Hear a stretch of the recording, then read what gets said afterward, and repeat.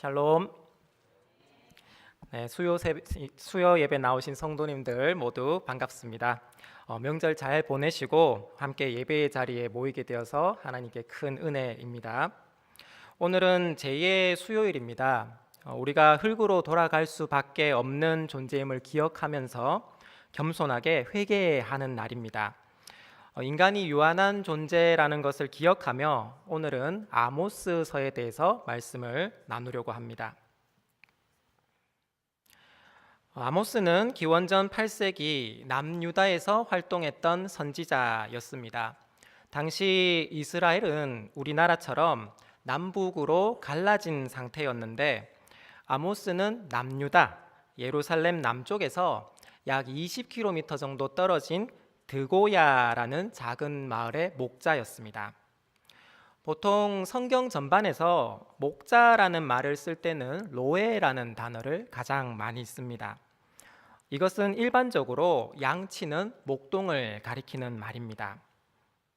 하지만 아모스에서는 목자를 가리키는 말을 두 가지 단어를 사용을 하는데, 하나는 노케드, 그리고 또 다른 하나는 보케르라는 단어입니다.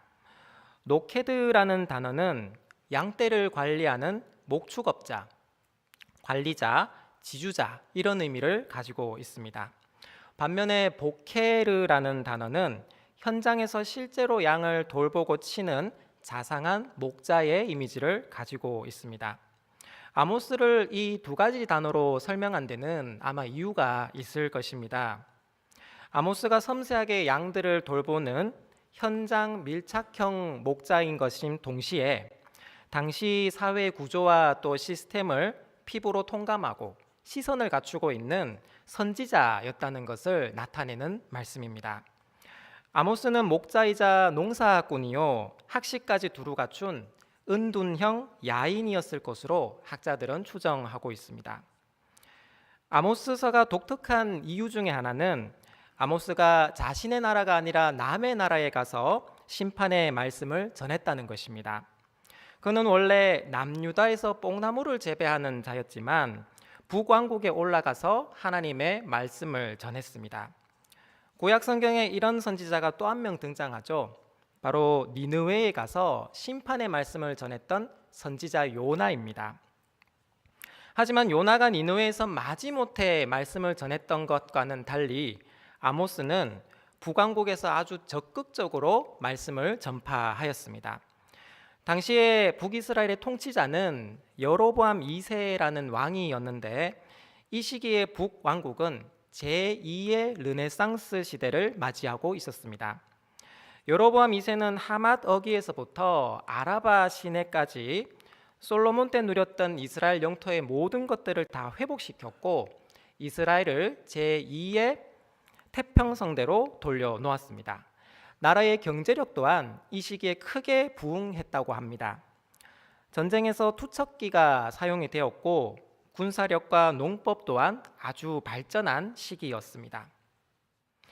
반면에 아모스가 살았던 이 남유다는 북이스라엘에 비교하면 아주 초라했습니다. 우리는 현재 남한이 잘 살고 북한이 못 사는데 이스라엘은 정반대였습니다. 남유다를 이루는 지파 수도 두세 개 정도밖에 되지 않았고 경제적으로나 군사적으로도 남유다는 북이스라엘의 3분의 1 정도밖에 수준이 되지 않았습니다. 한번 상상해 보시기 바랍니다. 우리나라보다 못 사는 나라 사람이 와서 너희들 지금 잘못하고 있어. 정신을 똑바로 차려야 돼. 이렇게 경고를 한다면 어느 누가 그래 우리 정신 차려야 돼. 이렇게 말을 할 수가 있을까요? 곧바로 바로 너나 잘하세요 라고 말이 나가게 될 것입니다. 게다가 아모스는 전문 선지자도 아니요 뽕나무를 재배하는 농사꾼이었습니다. 모두 아모스의 말에 콧방귀를 뀌었을 것입니다. 하지만 다른 사람들이 보지 못하는 아모스가 바라보는 것이 있었습니다. 바로 북왕국의 화려한 문화와 빠른 성장 뒤에 감춰진 사회적인 문제점들이었습니다. 이스라엘은 왕정 시대가 시작되면서 새로운 질서와 가치들이 등장하기 시작합니다.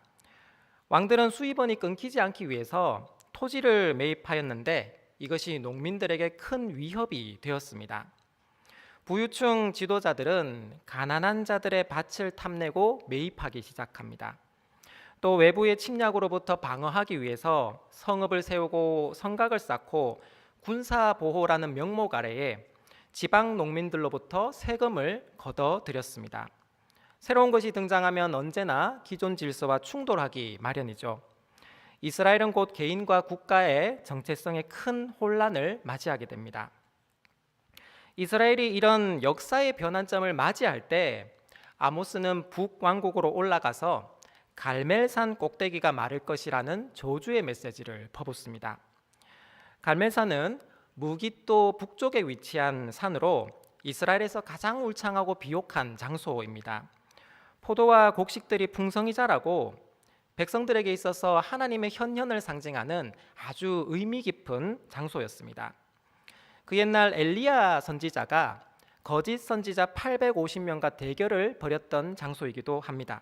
그런데 이 갈멜산 꼭대기가 마르게 될 것이라는 것은 그 나라의 시장과 경제 체제가 완전히 붕괴될 것이라는 아주 무서운 심판의 말씀이었습니다. 곧 하나님께서 그들을 떠나게 될 것이라는 전망이겠죠.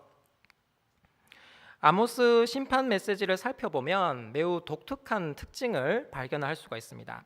아모스는 처음부터 목표물인 북이스라엘을 바로 겨냥하지 않고 주변 국가들을 먼저 언급합니다. 총 8개 국가들에게 심판의 메시지를 전하는데 1단계에서 먼저 3개의 나라가 등장을 합니다. 다메섹과 가사 그리고 두로라는 국가들입니다. 이 나라들은 이스라엘과 혈통 관계를 맺지 않은 비교적 거리가 먼 국가들입니다. 그리고 이어서 에돔, 암몬, 모압 이 세 국가가 등장을 합니다. 이들은 이스라엘과 친척 관계에 있는 국가들입니다. 그리고 마지막으로 남유다와 북이스라엘에까지 하나님의 심판의 말씀이 미치게 됩니다. 지리적으로 봤을 때 이스라엘은 이 열방 국가들의 사이에 위치를 하고 있습니다. 북쪽에는 두로와 다메섹이, 동쪽에는 암몬과 모압, 그리고 남쪽에는 에돔과 블레셋이라는 국가가 자리를 하고 있습니다. 아모스가 전한 이 심판의 메시지는 마치 사자가 서서히 먹잇감을 향해서 그 포위망을 좁혀오듯이 목표물인 이스라엘을 향해 점차적으로 옮겨가는 특징을 가지고 있습니다. 처음에 주변 국가들이 먼저 심판을 받는다는 이 소식을 들었을 때 이스라엘 사람들은 즐거워했을지도 모릅니다.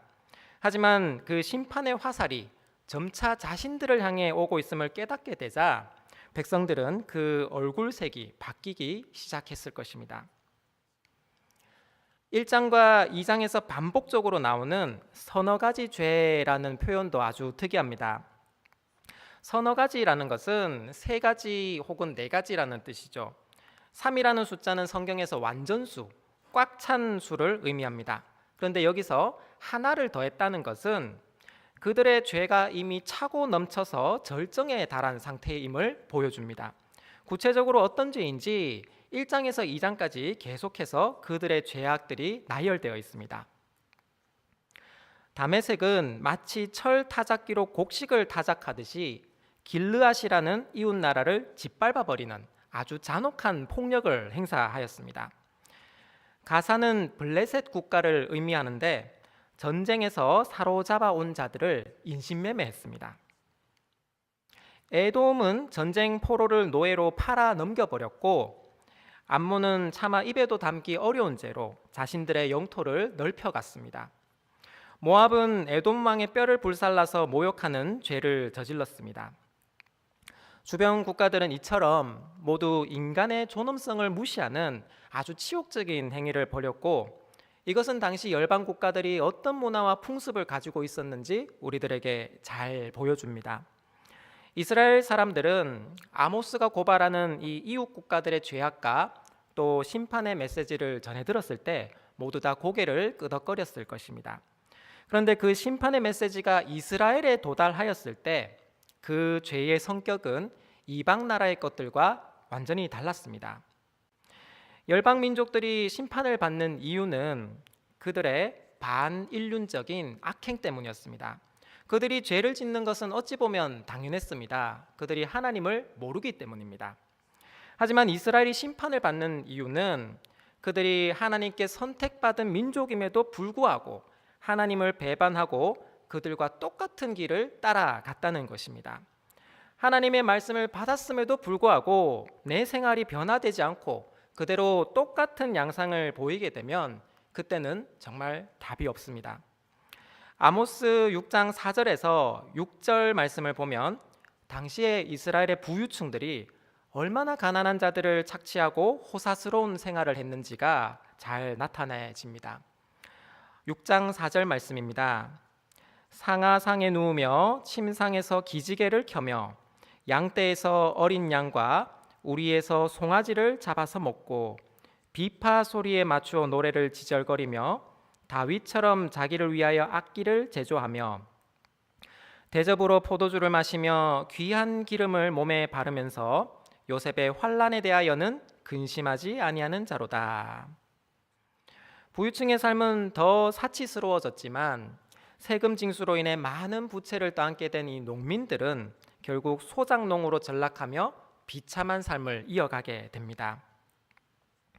이스라엘은 무고한 자들을 은으로 팔고 가난한 자들을 신발 한 켤레 값에 넘겨주었습니다.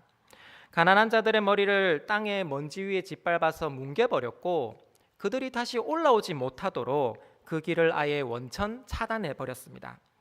아버지와 아들이 한 여자에게 다가가 거룩하신 여호와의 이름을 더럽혔고 벌금으로 얻은 포도주를 그들의 집에서 즐겨 마셨습니다.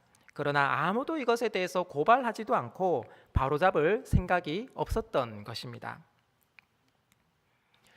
2021년도에 제작된 Don't Look Up이라는 영화가 있습니다. 6개월 뒤에 커다란 혜성이 지구와 충돌한다는 사실을 발견하고 천문학자들이 이것을 경고하지만 정치인들과 경제인들 아무도 그 소리에 귀를 기울여 듣지를 않습니다. 그들은 그 사태가 자신들에게 미칠 유불리함만 계산하기에 바쁘기 때문입니다. 곧 있으면 혜성이 충돌하는데도 사람들은 Don't Look Up, 하늘을 쳐다보지 말라고 선동하기 이릅니다. 일반인들마저도 자신들의 일상을 뒤흔드는 이런 소식에는 귀를 닫아버렸습니다.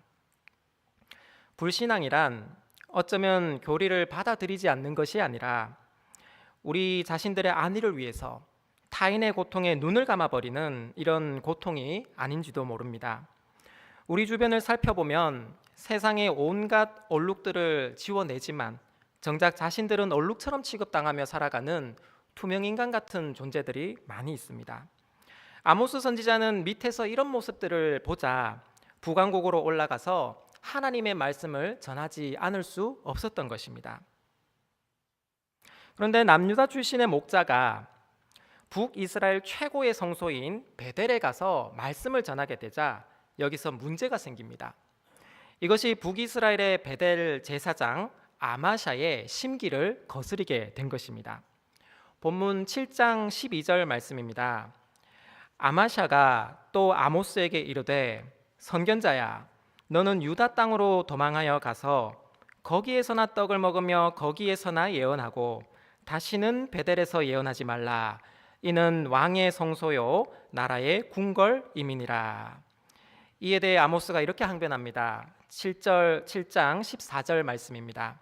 아모스가 아마샤에게 대답하여 이르되 나는 선지자가 아니며 선지자의 아들도 아니라 나는 목자요 뽕나무를 재배하는 자로서. 아모스의 직업 정체성은 본서를 이해하는 데 중요한 역할을 합니다. 우리말에는 뽕나무로 번역되었지만 원어 성경에는 돌무화과 나무로 기록이 되어 있습니다. 오늘 우리에게 익숙한 대로 계속해서 뽕나무라고 말씀을 드리겠습니다. 뽕나무 하면 우리에게 잘 알려진 인물이 하나 있죠. 네, 누구죠? 네, 예수님을 보기 위해서 나무 위로 올라갔던 삭개오입니다. 그런데 당시에는 뽕나무보다 더 높은 나무들도 이스라엘에 많이 있었다고 합니다. 종려나무 같은 나무들은 키가 지면에서 약 30m 가까이 자랐습니다. 하지만 삭개오가 종려나무 대신에 이 뽕나무를 탄 것은 다 이유가 있었겠죠. 당시에 이스라엘에는 뽕나무를 배양하던 목자들이 있었습니다. 근데 이 목자들이 나무를 타고 올라가서 그 나무 위에서 작업을 했다고 합니다.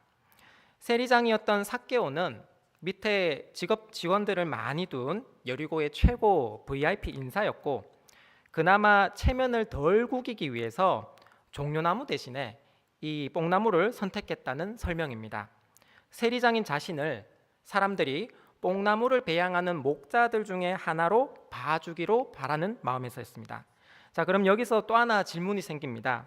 당시 목자들은 왜 뽕나무에 올라가서 열매를 배양하는 이런 이중 작업을 소화해야 했을까요? 이스라엘 사람들은 원래 아브라함 시절부터 광야에서 목축업을 해오던 뿌리 깊은 민족입니다. 요셉이 애굽의 총리를 하던 시절에도 그들은 애굽 사람들이 가증스레 여기는 이 목축업을 계속해서 이어갔습니다. 창세기 46장 34절 말씀입니다. 당신들은 이르기를 주의 종들은 어렸을 때부터 지금까지 목축하는 자들이온데 우리와 우리 선조들이 다 그러하나이다 하소서. 애굽 사람은 다 목축을 가증히 여기나니 당신들이 고센 땅에 살게 되리이다. 그런데 약속의 땅 가나안에 들어가 정착하면서부터 농경 문화가 시작이 되었고 문제가 불거졌습니다. 이스라엘 사람들은 농경 문화와 밀착해 있던 우상 숭배, 즉 이 가나안 땅의 바알 숭배에 빠지기 시작하였고 기존의 목축 문화는 시대에서 밀려나기 시작을 하였습니다. 같은 이스라엘 사람들조차도 목축업을 가증스레 여기기 시작을 한 것입니다. 대부분의 사람들이 땅을 얻고 집을 짓고 정착 생활을 하게 되자 양들에게 먹일 꼴을 찾아서 유랑하는 이 목자들은 사회에서 최하층에 속하게 되었습니다. 이스라엘이 도시화되고 인구가 늘어나자 목자들은 점점 더 설 자리를 잃어갑니다. 나중에는 목자들이 이 양떼를 데리고 어느 지역으로 들어가려면 양의 입에 재갈을 물려야 했다고 합니다. 양들이 함부로 그 밭을 망치지 못하도록 하기 위해서입니다. 이것을 어기면 심각한 벌금령에 처할 수도 있었습니다. 농경 시대를 맞이하자 목자는 사회의 비주류이자 사회의 약자로 밀려나게 된 것입니다. 목자는 법정에서 증인으로 설 자격도 주어지지 않았습니다. 급기야 나중에는 목자에서 다른 직업으로 옮겨가는 것을 회개하는 것과 같은 시선으로 바라보기도 했다고 합니다. 한편 뽕나무로 번역된 이 돌 무화과 나무는 평야에서 흔히 볼 수 있는 나무였습니다. 이것이 돌 무화과로 불리게 된 이유는 무화과와 계통은 다르지만 무화과와 비슷한 야생 열매를 많이 맺기 때문입니다. 돌 무화과는 한여름이 되면 구슬 같은 열매를 수없이 맺기 시작합니다. 그런데 이것을 그냥 두면 사람이 떨궈서 먹을 수가 없습니다. 그럼 이걸 어떻게 먹어야 하나?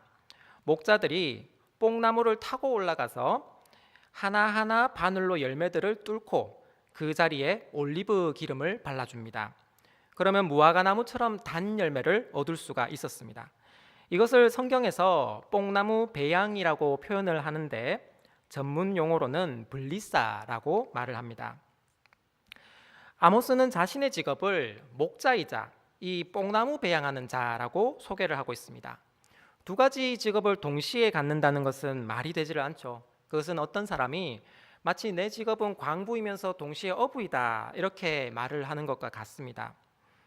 아모스 당시의 목축은 광야에서 이루어지던 작업이었고 뽕나무 배양은 이 요단 평야 밀밭에서 하는 작업이었습니다. 그럼 어떻게 이 두 가지를 동시에 할 수가 있을까? 시간차를 두면 가능해집니다. 여름에는 A를 하고 겨울이 되면 B를 하는 것입니다. 이스라엘의 기후는 건기와 우기가 극단적으로 나뉘게 되는데 건기가 시작되면 그때부터 목자들이 고민에 빠지기 시작합니다. 광야에서 양들에게 먹일 풀이 남아있지를 않기 때문입니다. 이때 목자들은 옆 동네인 요단 평야로 가서 밀밭 주인들과 협상을 진행합니다.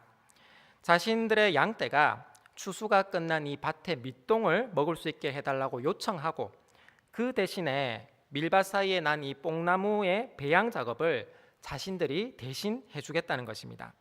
밀밭 주인의 입장에서 보면 결코 손해보는 장사가 아닙니다.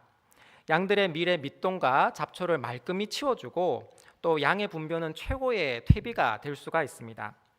또 밀밭주인은 인건비를 들이지 않고 엄청난 노동을 필요로 하는 이 뽕나무 배양 작업을 끝낼 수도 있었습니다. 지금은 수지 타산이 맞지 않아서 이 뽕나무 작업을 하지 않지만 당시 광야로 밀려난 목자들 입장에서는 울며 겨자 먹기식으로 이런 계약을 할 수밖에 없었던 것입니다. 오늘 아모스가 심판을 전한 이 베델이라는 곳은 북이스라엘 중에서도 최고의 성소입니다. 베델이라는 이름 뜻은 하나님의 집이라는 의미를 갖고 있습니다. 그리고 아마샤는 이곳의 제사장입니다. 베델의 제사장 아마샤와 남유다 시골 출신의 목자 아모스의 만남은 당시 사회 신분상 최상층과 최하층의 만남이었습니다. 오늘날로 치면 서울역 근처에 있는 노숙자가 저 유명한 명동 성당에 가서 설교를 하는 것과 같은 양상이었습니다. 그러면 오늘 본문이 어떤 의미를 가지고 있는지 이제 느낌이 조금 오실 것입니다. 아모스 2장 6절 말씀입니다. 여호와께서 이와 같이 말씀하시되 이스라엘의 서너 가지 죄로 말미암아 내가 그 벌을 돌이키지 아니하리니 이는 그들이 은을 받고 의인을 팔며 신 한 켤레를 받고 가난한 자를 팔며. 하나님이 이스라엘을 치신 것은 그들의 죄 때문이었습니다. 너희들은 수많은 사람들을 죽이는 것으로도 모자라서 동족 유다 백성을 노예로 삼으려고 하느냐? 너희들에게 죄가 없느냐? 아주 무서운 말씀입니다. 아모스는 북이스라엘의 수도 사마리아에 있는 귀 부인들을 향해서도 쓴소리를 합니다. 그들을 바산의 암소라고까지 하면서 욕을 하였습니다. 아모스 4장 1절 말씀입니다. 사마리아의 산에 있는 바산의 암소들아, 이 말을 들으라. 너희는 힘없는 자를 학대하며 가난한 자를 압제하며 가장에게 이르기를 술을 가져다가 우리로 마시게 하라 하는도다. 아모스는 이스라엘의 멸망을 강조하며 이같이 말씀했습니다. 실제로 한 세대 후에 북왕국은 아시리아라는 큰 제국에 의해서 완전히 멸망당하게 됩니다. 아모스의 예언이 현실이 된 것입니다. 마치 사자의 입에서 양의 귀 조각이나 다리 조각을 건져내는 것처럼 귀족과 지도층을 막론하고 모두 무참하게 심판의 칼날에 쓰러지게 되었습니다. 처녀 이스라엘이 엎드려졌으며 다시 일어나지 못하리로다. 자기 땅에 던지우며 일으킬 자 없으리로다. 사랑하는 성도 여러분, 아모스는 남유다의 목자이자 뽕나무를 배양하던 자였습니다. 북이스라엘 사람들이 보면 그는 나그네와 같은 떠내기 중에 하나로 볼 수도 있을 것입니다. 아모스는 한 명의 나그네로서 북이스라엘에 와서 하나님의 말씀을 전했습니다. 당시 사람들 입장에서는 듣기 싫은 소리였겠지만 시대를 지나 바라보았을 때 우리는 하나님의 뜻이 어디에 있었는지 알게 됩니다. 아마샤가 아니라 바로 아모스였습니다. 아모스는 비록 뽕나무를 재배하는 목자였지만 베델의 제사장 아마샤보다 어찌 보면 더 하나님의 편에 선 참 선지자였습니다. 하나님의 음성은 우리가 배부르고 등 따실 때 찾아오지 않습니다. 왜냐하면 하나님의 시선은 언제나 사회에서 쓰러진 자, 고아와 과부, 또 나그네들의 아픔을 향해 쏠려 있으시기 때문입니다. 아모스의 고향 드고야는 광야랑 인접한 마을이었습니다. 아모스는 이곳에서 양을 치다가 77절이 지나면 요단 평야 밀밭으로 내려가서 뽕나무를 배양했을 것입니다. 그리고 그곳에서 베델 출신의 목자들과 만났을 것이고 북이스라엘의 사태에 대해서 전해 들었을 것입니다. 아모스의 이름 뜻은 짐진 자라는 뜻입니다. 우리가 사회의 무거운 짐진 자들의 신을 신고 그들의 아픔을 바라볼 때 비로소 우리는 그리스도의 마음을 이해하게 되고 하나님의 말씀이 무엇인지 심령으로 맞이하게 됩니다. 참된 권위는 그 사람의 직업이나 화려한 외형에 있는 것이 아니라 아모스처럼 그리스도의 마음을 품고 하나님의 음성에 순종하는 자에게 찾아오게 되어 있습니다.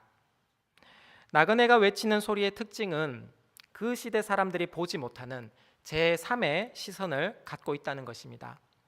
바른 소리는 언제나 고독한 법이지만 마치 쇠복을 두드리듯이 그 소리에 공명하는 사람들이 있습니다. 원래 하나님께서 이스라엘에 처음 율법을 주실 때에도 너희도 나그네였음을 기억하고 고아와 과부, 나그네들을 도와주라 당부하셨습니다. 지극히 작은 자 하나에게 한 것이 곧 나에게 한 것이라 예수님께서도 말씀을 하셨습니다. 하지만 북이스라엘은 시간이 지나고 나라가 부유해지자 이 정신을 잊어버린 것입니다. 하나님의 은혜로 자신들이 여기까지 왔음을 잊어버리고 그들의 목이 완악해지고 교만에 빠지게 되었습니다. 고아와 과부 또 나그네들의 아픔을 돌보지 않았습니다. 하나님의 정의와 공의를 땅에 떠들었고 결국 아모스 선지자를 통해 오늘 무서운 사자의 심판을 듣게 됩니다. 오늘 우리들의 모습은 어떻습니까? 오늘날 한국교회의 모습은 또 어떻습니까? 아모스의 말씀을 통해 우리는 다시 한번 우리의 자리를 점검해야 할 것입니다. 아모스가 제3의 시선을 그들에게 전한 것처럼 우리 그리스도인들은 이 땅에서 살아가지만 하늘 시민권을 가진 나그네들입니다. 그렇기 때문에 우리는 세상의 문법이 아니라 하늘나라의 문법을 따라서 살아가야 합니다. 돈과 권력이 주인 노릇하는 이 세상에서 아모스처럼 세상 문법을 거부하고 하나님의 정의와 공의를 따라가는 그리스도인이 되어야 할 것입니다. 이 제2의 수요일 날 우리가 기억할 것은 바로 이것입니다. 우리의 존재를 기억하며 겸손하게 회개하는 것입니다. 겸손과 회개로 이 사회에 정의와 공의가 흐르게 하는 것, 이것이 하나님께서 우리에게 원하시는 길이며 예수 그리스도 안에서 주어지는 구원의 역사일 것입니다. 오늘 저와 성도님들이 베델의 제사장 아마샤가 아니라 현장에서 아픈 자들의 목소리를 듣고 대변하는 참 선지자 아모스가 되시기를 바랍니다. 그것이 아모스를 통해 이 시대에 주시는 하나님의 메시지인 줄로 믿습니다. 아모스 5장 24절 말씀을 끝으로 오늘 설교를 마무리하도록 하겠습니다. 오직 정의를 물같이 공의를 마르지 않는 강같이 흐르게 할지어다. 아멘.